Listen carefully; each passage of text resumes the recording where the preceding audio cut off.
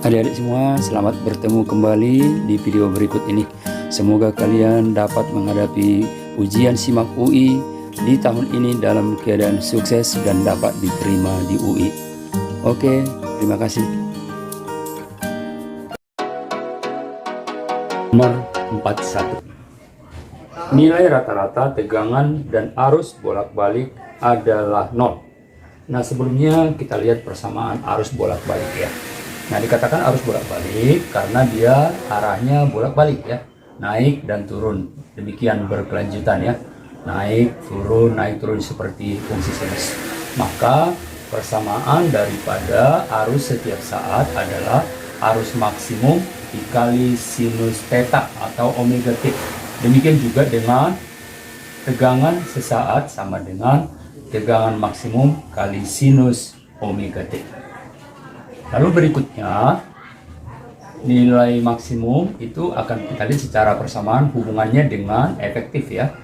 Bahwa tegangan maksimum itu sama dengan akar 2 dikali tegangan efektif. Ya, tegangan efektif atau VRMS. Gitu ya. Demikian juga dengan arus maksimum ya, arus maksimum sama dengan akar 2 dikali arus efektif ya, arus efektif atau dilambangkan dengan IRMS. Oke, berikutnya akan kita lihat bahwa tegangan rata-rata ya, P persamaannya sama dengan 2 dikali Vmax ya, 2 dikali Vmax dibagi dengan V ya.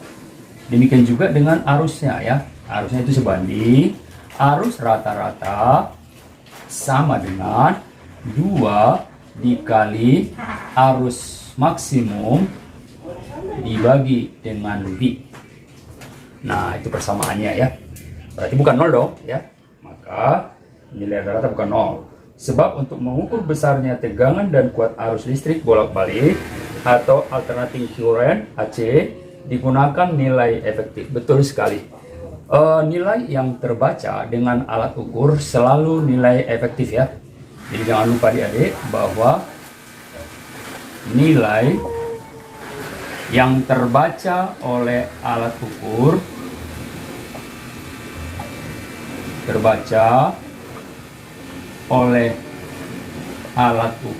adalah nilai efektif.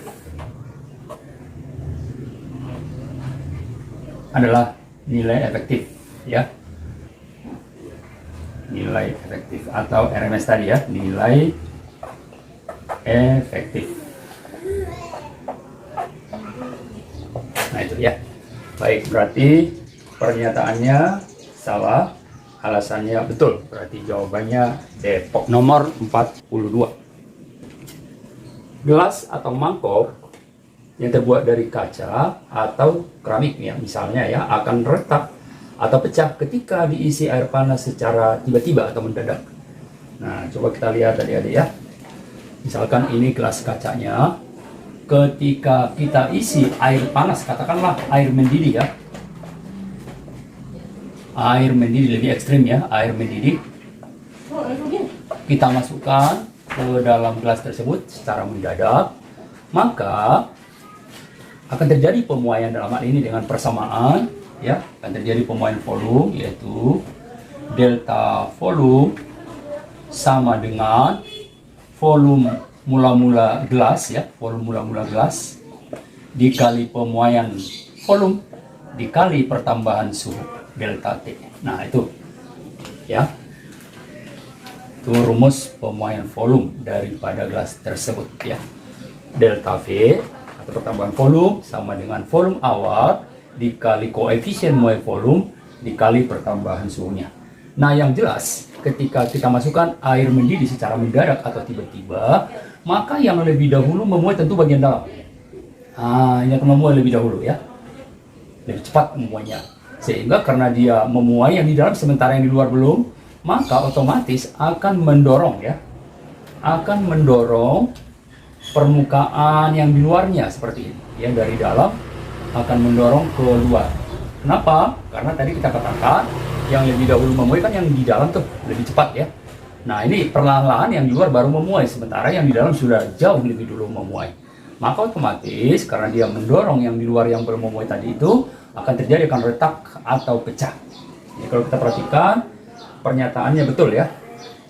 Sebab bagian dalam gelas yang diisi air panas atau air mendidih tadi secara mendadak memuai lebih cepat dibandingkan dengan bagian luarnya. Benar, pernyataan benar, alasan atau sebabnya benar juga, dan ada hubungannya. Jawabannya A. Nomor 43.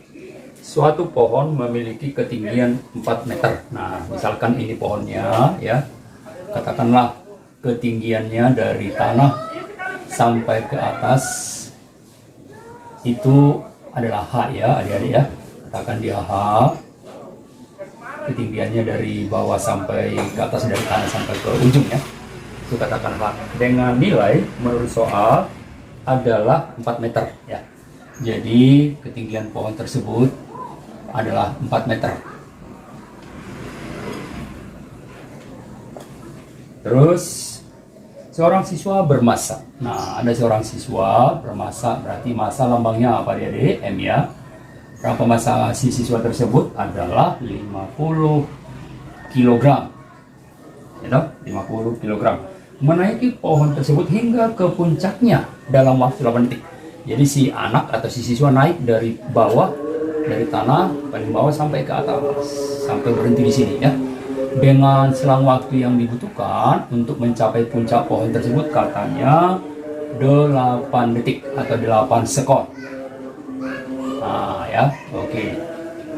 Lalu jika percepatan gravitasi katakan di sebesar 10 meter per sekon kuadrat, maka pernyataan yang benar dari 1, 2, 3, 4 adalah, baiklah adik-adik, kita akan tinjau mulai opsi yang pertama. Nah, opsi pertama adalah anak akan cepat awalnya, dia akan cepat awalnya mencapai puncak, tapi semakin lambat karena sudah kelelahan dan artinya berhenti dia di atas ya, di puncaknya. Jadi artinya di sini apa? Artinya dia membutuhkan waktu dari dasar sampai ke atas selama 8 detik. Maka kita lihat opsi pertama. Berapakah energi potensial anak ketika di puncaknya? Tentu energi potensial paling besar ketika dia berada di puncak anak tersebut. Persamaannya apa? Persamaan daripada energi potensial anak ketika di puncak adalah massa si anak tersebut kali percepatan gravitasi kali ketinggian puncak sampai ke ujung. Nah, baik, tinggal kita masukkan angkanya. Massanya berapa? 50 ya, 50, gravitasi 10, ketinggiannya 4 meter. Berarti hasilnya adalah 2000 joule. Ya. Maka pernyataan pertama betul. Masuk pernyataan kedua. Ya. Pernyataan keduanya kita akan lihat ya. Yang ditanyakan daya yang dikeluarkan siswa setara atau sama dengan 250 watt. Kita lihat. Daya secara definisi matematisnya atau fisikanya adalah usaha dibagi waktu. Usaha itu apa? Yaitu energi potensial yang berubah. Kita katakan perubahan energi potensial dibagi dengan waktu. Lalu energi potensial paling gede ketika kapan? Ketika di atas ya. Boleh kita katakan ini posisi A ya.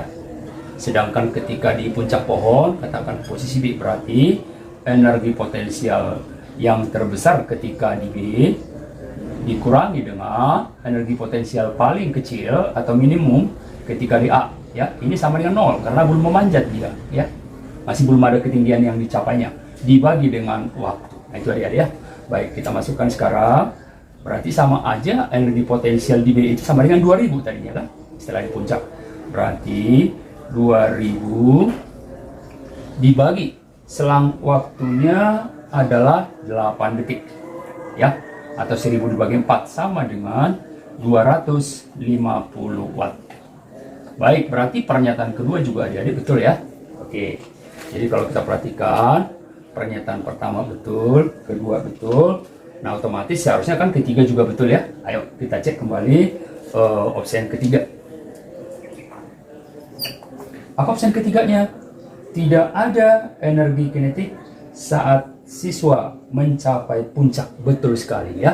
Jadi Bapak sudah katakan, ketika di bawah energi kinetiknya paling besar ketika mulai naik dia, ya, karena dia cepat duluan, cepat, makin lambat, sudah kelelahan, makin lambat, dan akhirnya berhenti di atas ya. Jadi energi kinetik paling besar itu ketika mulai naik ya, mulai naik, semakin kecil, dan di puncaknya dia nol. Maka tidak ada energi kinetik saat mencapai puncak. Betul sekali ya dia ya.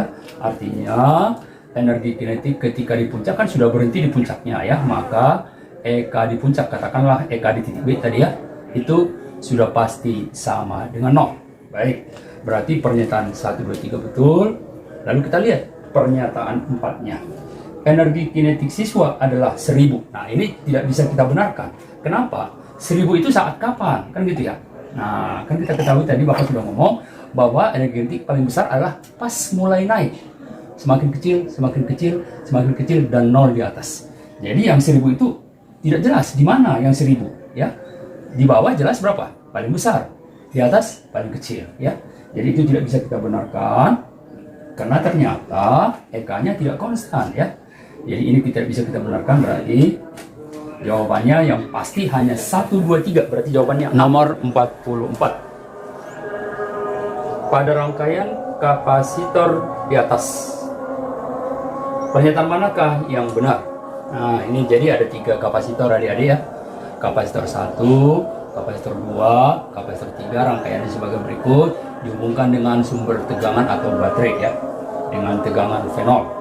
Kapasitor 1, kapasitasnya C1, kapasitor 2, kapasitasnya C2, kapasitor 3, kapasitasnya C3. Nah, jadi mana yang benar? Pernyataan 1, langsung kita opsinya aja ya, yang pernyataan 1. C1 dirangkai seri dengan C2. Nah, jadi pemahaman kita harus jelas ya. Kalau rangkaian seri ya, dia tidak memiliki titik percabangan ya. Tidak memiliki titik percabangan. Nah, jadi kalau ada titik percabangan berarti bukan seri dong gitu ya. Baik. Nah, kalau kita perhatikan secara teliti bahwa C1 dengan C2 itu ada titik percabangannya. Di mana di sini? Ada titik percabangannya ya. Berarti bukan seri dong. Iya, berarti salah pernyataan 1 adik-adik ya. Ya, karena itu bukan seri. Baik, masuk ke pernyataan kedua. Pernyataan kedua. C2 dirangkai paralel dengan sumber tegangan V0. C2 dirangkai paralel. Nah, kalau paralel, nah ini justru seri tadi kan Bapak sudah tuliskan di atas tuh ya. Justru sebaliknya, kalau rangkaian paralel berarti rangkaian tersebut memiliki titik percabangan ya. Memiliki titik percabangan. Nah, ya. Nah, kalau kita lihat jelas sekali bahwa sumber tegangan dari baterai dengan C2 tanpa titik percabangan, dia satu kabel ya. Maka itu bukan paralel, seharusnya justru seri ya. Oke, berarti pernyataan 2 juga salah ya. Baik, langsung ke pernyataan ketiga ya. Pernyataan ketiga. C2 dirangkai seri dengan C3. Nah, dirangkai seri dengan C3. Kita lihat C2 dengan C1 ada titik percabangan juga. C2 dengan C3 juga ada titik percabangan. Nah, ini titik percabangannya. Berarti tidak seri ya. Karena kalau seri tadi apa? Tanpa titik percabangan ya. Tidak memiliki titik percabangan. Berarti salah dong pernyataan 3 ya. Karena titik percabangannya ada. Jadi kita tidak bisa menyatakan itu sebagai seri ya. Nah, jadi kalau yang pernyataan 1, 2, 3 udah salah, ya berarti sebenarnya harus benar dong yang 4. Kita lihat ya. C3 dirangkai paralel dengan C1. Betul sekali. Inilah bentuk paralelnya. karena dia memiliki titik percabangan ini tadi, ya. Ke ujung atas juga ada titik percabangannya, ya. Jadi sama-sama ada titik percabangannya. Jadi betul sekali, yang benar hanya nomor 4. Berarti jawabannya D. Soal nomor 45. Pada cermin cekung, bila benda berjarak lebih besar dari jari-jarinya, maka pernyataan manakah yang benar? Nah, ini Bapak gambarkan ya. Misalkan ini cermin cekung, tentu ada titik-titik utama ya. Nah, yang pertama misalkan ini titik fokus, ya toh. Sedangkan 2 kali titik fokus itu namanya apa? Namanya adalah pusat kelengkungannya atau jari-jarinya ya. Nah, sering dikatakan adik-adik bahwa dari vertexnya ke fokus ruang 1 ya. Sedangkan dari fokus ke R adalah ruang 2. Lalu dari R ke jauh tak hingga ruang 3 ya. Dan belakang cermin cekung ruang 4 ya. Sehingga kalau kita perhatikan secara daerahnya ya adik-adik, ini disebut ruang 1. Ini disebut ruang 2 tadi ya, ruang 2. Dan dari jauh tak hingga ke sebelah kiri ini dari R adalah ruang 3. Sedangkan belakang daripada cermin ke jauh tak hingga ini adalah ruang 4 ya. Jadi kita ketahui ada rumus juga ya. Ada rumus yang menyatakan yaitu ruang benda ditambah ruang bayangan selalu sama dengan 5. Nah ya, Bapak harap ini kalian hafal adik-adik ya rumus ini. Ini sangat membantu kita nantinya. Kadangkala kita menentukan sifat bayangan tidak perlu harus dihitung, tapi cukup dengan rumus ini ya, tergantung model soalnya gitu. Baik, kita lihat sekarang. Katanya benda diletakkan lebih dari jari-jari. Berarti dipastikan bahwa benda itu ada di ruang 3 gitu ya. Ya, berarti benda ada di ruang 3. Maka kalau benda di ruang 3, karena lebih dari jari-jari berarti ke sebelah kiri sini. Kalau benda di ruang 3 ya, maka 3 tambah ruang bayangan akan sama dengan berapa? 5 ya. Berarti ruang bayangan itu di mana ya? Bayangan berada di posisi mana? Tentu kita kurangkan 5 kurang 3. Oh, di ruang 2 ternyata bayangannya ya. Baik, sekarang kita tinjau kembali. Bayangan benda akan berada di antara pusat kelengkungan dan titik fokus. Betul sekali, karena di ruang 2 toh adik-adik ya. Oh iya, di antara pusat R dan fokus ya. Maka tanpa ada keraguan adik-adik langsung kita benarkan pernyataan 1. Secara logikanya kan seharusnya pernyataan 3 juga betul kan gitu. Kita tinjau kembali ya. Baik, opsinya ini 2, 3, 4. Oke, kita lihat perlahan-lahan ya. Bayangan bersifat nyata ya. Nah, sebelumnya Bapak akan tuliskan ya tentang bayangan. Bayangan ini kan ada 2 kemungkinan posisinya, yaitu bisa kemungkinannya posisinya ada di depan, bisa posisinya ada di belakang ya.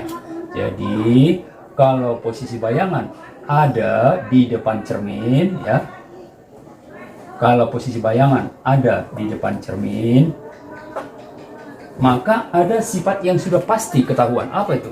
Nah, yang pertama adik-adik, bayangannya pasti nyata. Ingat ya, pasti nyata atau real ya, nyata atau real, dan pasangan si nyata selalu terbalik. Nah, gitu ya, ingat. Tetapi kalau bayangan itu posisinya di belakang cermin, kalau posisi bayangan adalah di belakang cermin, maka ada kepastian yang harus kamu ingat adik-adik. Yang pertama, kebalikan daripada yang di atas tadi, berarti sifatnya selalu maya. Ingat konsepnya, si maya selalu tegak. Ingat ya, si maya selalu tegak ketika bercermin. Nah ya, karena si maya itu cakap kebetulan ya, cakap, cantik, maka ketika di depan cermin dia akan selalu tegak melihat wajahnya dan semua postur tubuhnya ya. Jadi ingat selalu bahwa si maya selalu tegak.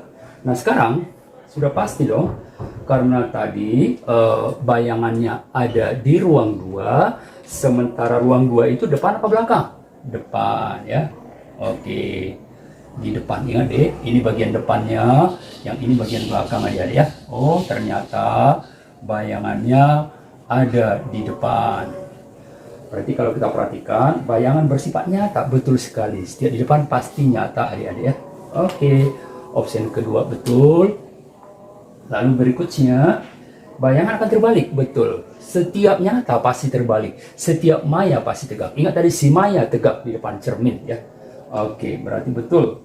Bayangan terbalik karena nyata ya. Baik, yang keempat, bayangan lebih kecil dari bendanya. Nah, masalah diperkecil diperbesar. Kita lihat sekarang ya. Antara 3, bendanya 3, bayangannya 2. Nah itu aja dia. 2 berarti kecil dibandingkan 3. Oh, berarti bayangannya diperkecil. Gitu ya. Andaikan misalnya ruang bendanya 2, berarti bayangannya mana? 3. Berarti 3 besar dibanding 2. Berarti bayangannya diperbesar. Itu aja dia ya. Jadi karena bayangan 2, bendanya 3, berarti diperkecil ya. Diperkecil. Bayangan lebih kecil dari benda, betul sekali ya. Betul sekali. Nah, sebetulnya kalau dilukis juga boleh ya, dilukis dapat hasil yang persis seperti ini. Maka jawabannya semua berarti opsinya E.